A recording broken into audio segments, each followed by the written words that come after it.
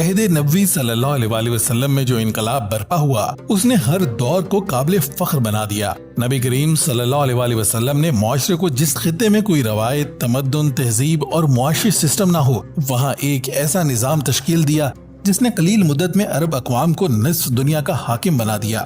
انسانی عقل اسے سمجھنے سے قاصر ہے کیونکہ عرب قوم میں خود مرکزیت ناپید تھی، لیکن جب ایک آفاقی نظام نے عرب قوم میں قدم جمائی تو اہل دنیا نے اس نظام کو ایک قوم کا نظام نہیں بلکہ اس میں اپنی فلاح کو پنہاں سمجھا اور اس نظام زندگی کو پوری دنیا میں غالب کرنے کے لیے جانیں تک قربان کر دیں۔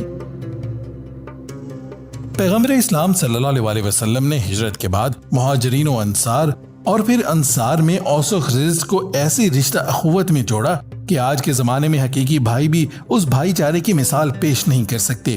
آپ صلی اللہ علیہ وسلم نے اپنی ریاست مدینہ میں امن کے قیام کو ترجیح دی، معاشی تعلیم و تربیت کی سہولتیں عام کروائیں، مذہبی آزادی اور رواداری کی تعلیمات دیں، غریبوں کو سکونت اور ضروریات زندگی فراہم کی۔ صحابہ اکرام نے اپنے پیشوا کے دی ہوئی تعلیمات پر ایسا عمل کر کے دکھایا کہ انسانی عقل آج بھی حیرت میں مبتلا ہو جاتی ہے۔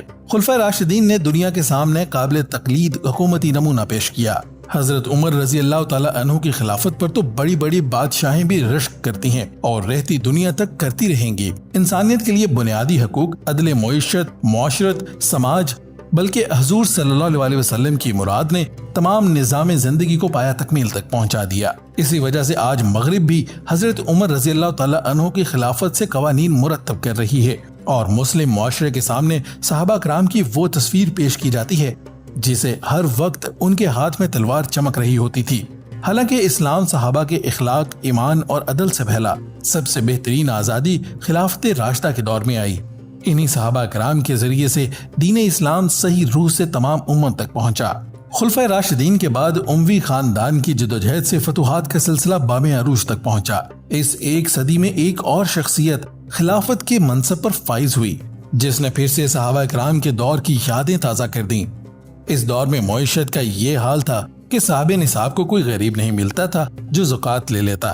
اس خلیفہ کا نام عمر بن عبد العزیز رحمۃ اللہ تھا۔ یہ مسلمانوں کا دوسرا سب سے آئیڈیل دور ہے۔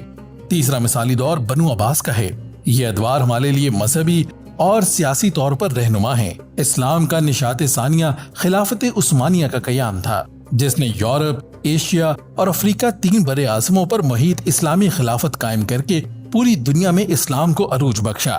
آج ہم اگر اپنی شاندار ماضی پر فخر کرتے ہیں تو اس میں ہم حق بجانب ہیں، لیکن افسوس کے ساتھ کہنا پڑتا ہے کہ آج ہمارے نوجوان اپنی تاریخ سے ناواقف ہیں۔ اسلام کا عالمی تصور نوجوانوں کے ذہن سے مٹ چکا ہے۔